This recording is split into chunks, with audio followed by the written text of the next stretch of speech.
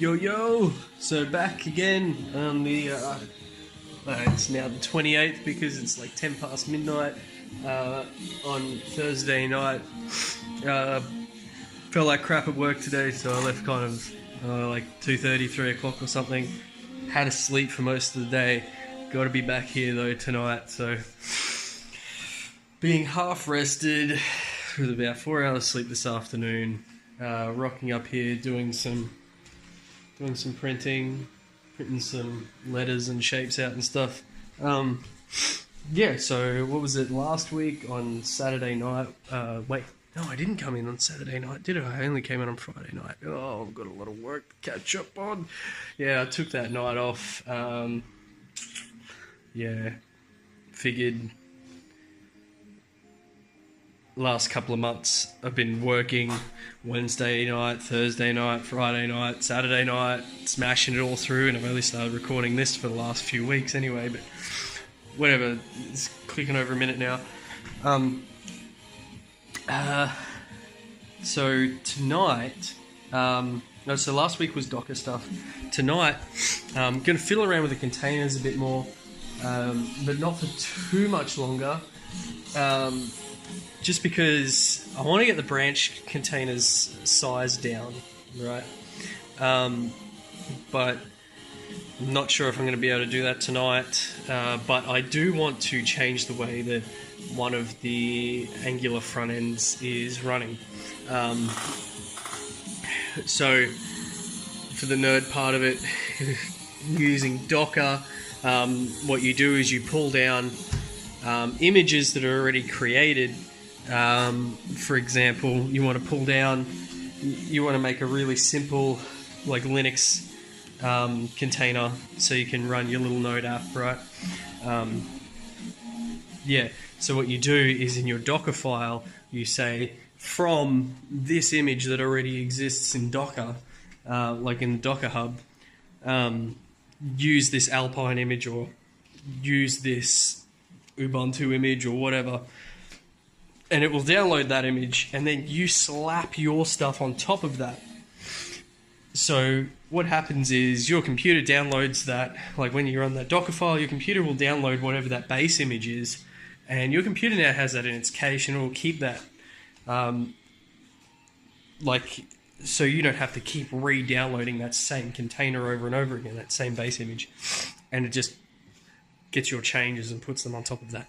So which is pretty neat. So if you've only got a 30 megabyte file or something, right, like for your server, which is what I do, like 30 megs worth of server stuff, then it's pretty, low cost in time and bandwidth to, change and upload and that sort of stuff, because it already has all those other things on the other side. So why re-download all that stuff again, because it's just layers. Boop, boop, boop, boop. So that's pretty cool. Yeah. So what I'm doing right now is with my console, the user interface front end bit, using this thing because all my front ends are made with Angular, so I'm using this thing called NGINX. So I'm pulling down Alpine, getting my application, installing it, and then I'm getting the NGINX Alpine container again, like another one, so I'm like layering a layer, and then copying all of my other stuff from the old that top container into this new one, into this NGINX container. And then what happens is it runs from port 80 from there. Now I don't really want it to run from port 80, and I don't really want to go into that Docker file and start changing configurations of it. So, I mean that actual Docker image and change the configuration. So what I'm going to do instead is use another implementation which I tested last week, which is good, from John Papa, Angular CLI image, running that one, and I'm able to expose the ports I need from that, and that's running from an Alpine build, I'm pretty sure. So yeah, that's good. Anyway, camera got real close real quick. Alright, it's almost 5 minutes of explaining some bullshit no one's ever going to understand. But basically, here's the Docker file in question, backwards. Yeah, right. And this is the new one, also written backwards. So yeah, bit of code cleanup, and yeah, good to go. Alright, morning update. So, messed around with the Docker thing, got it working to the way I wanted it to, that's great. Started tinkering around because I need to get some better configuration for the branch and the server. So I haven't got much in the way of server configuration just yet. As you can see, this blank line. But what I did add to the branch config is the ability to remove the scripts that we've added through script editor. So I want to change the way that the scripts are currently being saved to the branches, which is basically we go to script editor, we add a new script and we call it some name, and then if we add in the branch address here and then hit save, it gets uploaded to that branch. Not really the way I wanted to do it. Yeah. So what happens is we go to script editor, we create a new script, blah, blah, blah, blah, blah. You know, it gets called, say, Dragon or whatever. This is now saved onto the root server now. As of you clicking that save button here, it's saved onto the root server as unset name or something. Type in this branch address, hit save, and if that branch exists, it'll get uploaded to that branch, right? But there's no way to delete it. And because they're in Docker containers, it's going to be very hard for anybody to do, so I've got to make a little interface for that. You could before just delete them, but I'm pretty sure... Oh yeah, it did delete from the branches, so that was good. But there was no way to tell if you've got like 20 of these scripts exactly what script was on what branch. And so if you wanted a script to be on multiple branches or whatever, anyway, the point is the script editor should just be for making the scripts. Boom, boom. And then in here, I want to be able to have a drop-down menu that says, instead of branch address, name ID, and master ID, actually master ID can probably stay. But what I'll do is these three will all be thrown into one name, which will be a part of this right here. It'll just be a drop-down list of all of these that have been populated, which will be neat. Then you don't have to fill out a bunch of other crap. And then you'll be able to pick from the masters that this thing has bridge ID 10. You'll be able to pick from those, which, there you go. Bridge type is that and whatnot. And hey, this is interesting. So after a whole week of being on, these are still on. These are still on and working. And I just tested this before and it's all working. So that's good. Alright, so it's 3 in the morning. And what I'm going to do is, from scratch, set up a Raspberry Pi. I hate how this is all mirrored backwards, whatever. Set up this Raspberry Pi. I've got this neat little keyboard mouse combo there. So the little trackpad. You chuck this in the USB port. Acts as a mouse and a keyboard. Self-explanatory there. What I'm going to do is plug that into this old school monitor. Now, I don't know if you can see it, that side. This monitor only has a VGA input, so I have this thing which converts HDMI into VGA. So, I've just finished flashing this Raspberry Pi image onto this little micro SD card, 16 gigs. This thing just will not focus. Anyway, believe me, it's 16 gigs. Whatever. Alright, so I'll plug this in. Yep. So I'm going to Slot that bad boy in there. Now, I think this Pi image that I have actually has my old server on there. So when it loads up, it might just go to load up a web page and just do nothing. So what I'm going to do is I'm just going to see this image works and what it has on it. Because if it's just got my old server on it, I'll just delete it all, put the new stuff on there, which I'm going to install Docker, and put my new stuff and see how it goes. Anyway, so this is gonna be a pain in the ass. I think it's not gonna let me. Nope, it's not. It's not. Hang on. Here we go. I think I can do it like that. There we. Nope. Down it goes. It's too heavy for my phone. Well, that sucks. That's a fat one. Okay, well, in any case, whoa, that's lame. Alright, well, I'll just keep it updated, right? So, went with a fresh install of Raspbian. I was having these weird memory issues, so it wasn't... Can you focus on that? Yeah, it wasn't getting the... it wasn't being able to resize this partition correctly into this one because I was using Noobs, which resizes it all for you and puts things in weird places. Anyway, that was a hurdle. So I reinstalled it fresh on this Pi here, which is all good. Got it going on this with that little black magic box. Where is it at? Under here. That does the HDMI to VGA.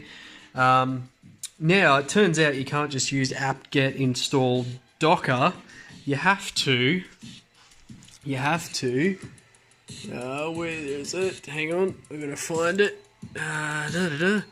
You have to actually go to and run the script from get Docker, which is pretty ridiculous that you have to actually do that. Oh, cool, it's finished. So if I ran Docker, hey, there we go, now I got some stuff. If I go Docker PS, oh, yep, denied, because, yep, I need to go sudo Docker PS. Now the next step in this here says, oh, if you don't want to run it with sudo all the time, group add Docker, and then, yeah, whatever. Alright, anyway, that's the next step. So, alright, there we go. Pulling the branch server. Just waiting for it to download the ridiculous sized fucking container for it. So, that's going well. And we'll see what happens in the end. Whoop, whoop. It's 5:30 in the morning. And gigabytes and hours later, finally got the things running on that Pi, which is neat. Massive hiccup with the Docker container though, getting it over there. I didn't test it on the other Pi before because the other Pi had no space left on its SD card to have the images on there and Docker and all that sort of crap, right? So what I didn't anticipate was the different image requirements for the different platforms. So because this is an ARM32 chip or whatever, it can't run the images that I've got, like that I built on this, right? That I built and tested on the Windows machine. Don't know why I didn't foresee this. I didn't anticipate it. I just assumed, oh yeah, cool. It's gonna virtualize whatever. No, not the case. So anyway, what I did was I ended up just downloading the source straight from GitHub, building it completely on the Pi anyway. While that was building on the Pi, I'm adjusting the image to use. All I had to do was add a little dash and say stretch on there. So what I might do is a part of my build plan is make the Pi version, as well as the like Windows version or whatever, like the 64-bit version. When I do my build, when I push to production and stuff, right? Because in my package JSON file, I've got like npm start, and that will run my start commands, which is basically start the server on this local machine, run it on this port, blah blah blah. But I've got npm build, right, which does a slightly different thing. So if it's an Angular thing, it'll build the app. But if it's the Node server, or if it's the Angular thing and build the app, but it also builds a Docker container. If it's the Node server, it just builds a Docker container. I'm gonna set that up with like a git push as well or something. Probably not needed. But yeah, I'll also set up a webhook on GitHub as well. Well, actually, in the other repos as well, so that if there is an update when the master branch is updated, the app will let the user know if there is an update ready to go, and then they can exit an update or whatever. Anyway, I am going to test this stuff out and see how it goes. So it's 3:45 the following day, 3:45 p.m. I had about an hour and a half sleep. Now I'm in the atonement room wiring up some stuff like mag locks and whatnot, right? It's pretty neat. Yeah, so a lot of the software tasks is done, like feature run is done. There's not a lot of bugs, I would say, in it, but there's just like little features that are kind of lacking, right? Like usability kind of things, which I do eventually want to fix. I mean, eventually is in like the next couple of weeks that'll be fixed, but right now we just kind of need this room open. So I've got that to a point where it's working. It's working on the new Raspberry Pi. It's working great. Has not skipped a beat. Like, I haven't had any breakdowns in communication yet, and I haven't turned off any of the ESP32s. All I did was make it so that, like, with the bridge node of the ESPs and the mesh, you can set what the MQTT server is. So all I did was just change that over to the new Pi. I didn't upload any new configuration. I just said, your new MQTT server is over here now. Check that. And straight away, she works. It's cool. So that's neat. Problem is, I do have to actually go around and reprogram all of them to have like secure passwords and stuff, because they're all just got like default things at the moment right now. So shh. So it just means me walking around with my laptop and just boop, boop, boop, boop, boop, upload, and then everything will break and I won't know what's going on, and I'll be like, everything was working before, I should have just left it. It's fine. Anyway, so here I am, got my pliers, doing the electrician things. Yeah, actually using speaker cable at the moment to just lengthen this cord, because I need to test where this mag lock's actually going to go, because the mag lock is attached to the back of this thing here without giving too much away or anything away really. But they're tricky things to put in, because if you don't get them exactly right, like, you know, you can be a millimeter or two off, but after that you don't get any contact, you get nothing. Like, I mean, like millimeter left, right, up, down is kind of fine, but if you're a millimeter or two away from the magnet, like if you, my face is the magnet, if you're like here, it's not going to stick. Like, you smash that voltage up and it'll go and never come undone again, but that's cool. But no, I don't want to do that. So I've got to make them exact. And doing that by myself kind of sucks because I can't hold it and draw it and thingy at the same time when it's in this tight space. So it's a challenge. I got one done, so on to the next. Flip me around. Woo. So there you have it. I've installed like 3 mag locks or something today, a few other things, touched some other things up. Oh, that's the chins. Yeah. So it's getting there. Pumping along. Man, I'm knackered, bro. I got uni tomorrow. It's gonna smash me.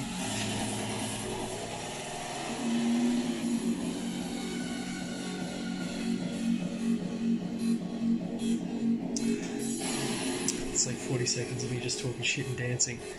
Do have some weird issue though. This screen... Oh, I'm updating, upgrading everything, but... no, it's acting weird with the new scripts. They're like, it just works straight away, right? Like it works on certain things, but not on other things. So I have to debug that. It also is running a really old version of Chromium, so there is that. It could very possibly be that. Okay, I'm off. Pitch. Oof. Alright, so... Oh, hang on a sec.